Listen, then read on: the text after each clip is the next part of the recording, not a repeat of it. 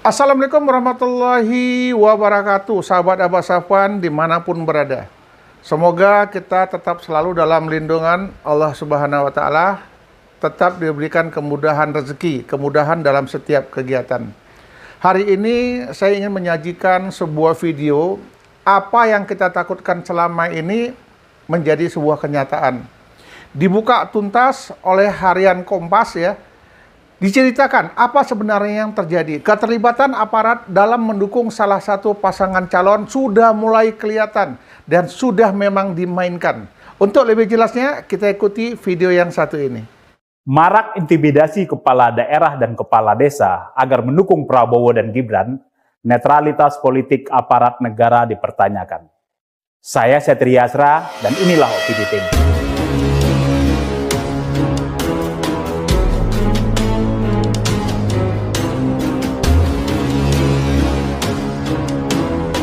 Aparat hukum yang tidak netral dengan menggalang dukungan untuk pasangan Prabowo Subianto dan Gibran Rakabuming Raka dalam pemilihan umum 2024 makin terbuka.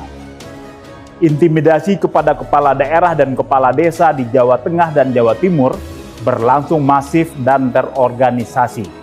Kejadian terbaru terlihat dalam Silaturahmi Nasional Desa Bersatu 2023 di Gelora Bung Karno, Jakarta pada 19 November 2023 lalu.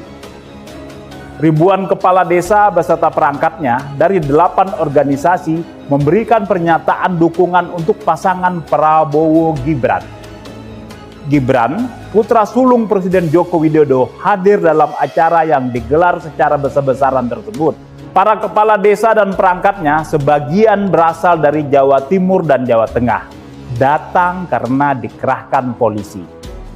Aparat hukum mengancam mereka yang menolak dengan tuduhan menyelewengkan dana desa. Seorang kepala desa di Kabupaten Bangkalan, Jawa Timur bahkan dipanggil polisi karena mendukung calon presiden lain. Khawatir menjadi tersangka, ia mengalihkan dukungan kepada Prabowo Gibran. Dana desa memang instrumen efektif untuk menggait dan menekan kepala desa. Sepanjang 2023, pemerintah mengalokasikan 70 triliun rupiah untuk 74.954 desa di 434 kabupaten kota. Selama 2015 hingga 2021, tak kurang dari 433,8 miliar dana desa dikorupsi. Sebanyak 729 kepala desa dan perangkatnya menjadi tersangka penyelewengan itu. Tak hanya dilakukan oleh polisi, indikasi intimidasi juga dilakukan aparat kejaksaan.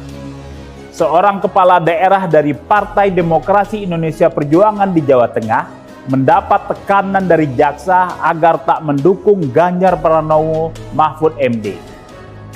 Di pusat, Jaksa Agung Muda Intelijen Reda Mantovani juga diketahui meminta Badan Pengawas Pemilu mengusut acara calon anggota legislatif Partai Kebangkitan Bangsa di Sumatera Utara yang menampilkan baliho pasangan Anies Baswedan dan Muhaimin Iskandar.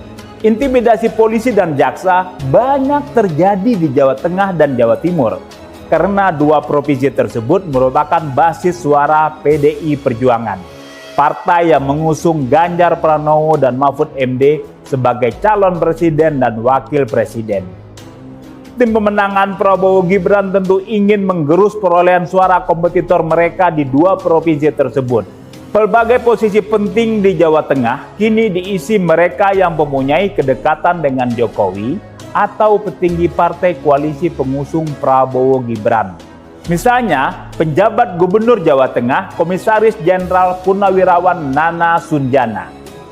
Pada 2010, Nana adalah Kepala Kepolisian Kota Besar Surakarta, kota asal Jokowi dan Gibran. Begitu juga Kepala Kepolisian Daerah Jawa Tengah, Inspektur Jenderal Ahmad Lutfi, yang pernah menjadi Kepala Kepolisian Resor Surakarta. Adapun Panglima Daerah Militer 4 Diponegoro, Mayor Jenderal TNI Widi Prasetyono adalah mantan ajudan Jokowi. Begitu juga dengan Jawa Timur. Presiden Jokowi menempatkan mantan ajudan Presiden Susilo Bambang Yudhoyono Inspektur Jenderal Imam Sugianto sebagai Kepala Polda Jawa Timur sebulan setelah Partai Demokrat menyatakan bergabung dengan koalisi Prabowo Gibran pada Oktober lalu. Gubernur Jawa Timur, Hovifah Indar Parawangsa, juga pensiun bulan ini. Posisinya bakal diisi penjabat pilihan Jakarta. Pelbagai intimidasi tersebut adalah buah rasa tak percaya diri Jokowi terhadap kemampuan Prabowo Gibran memenangi pemilu 2024. Melihat sejumlah kejadian intimidasi di pelbagai daerah itu, sulit diharapkan pemilu berlangsung jujur dan adil.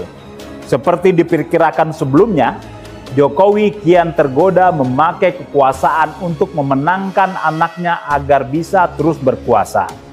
Semua yang dilakukan Jokowi dan orang sekelilingnya makin menegaskan ihwal gagalnya tesis orang baik yang pernah menjadi predikat Jokowi pada pemilu 2014 dalam mengemban amanat demokrasi.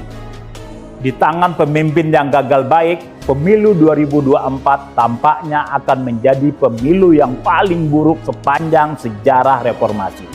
Simak opini dan liputan selengkapnya hanya di majalah.tempo.co.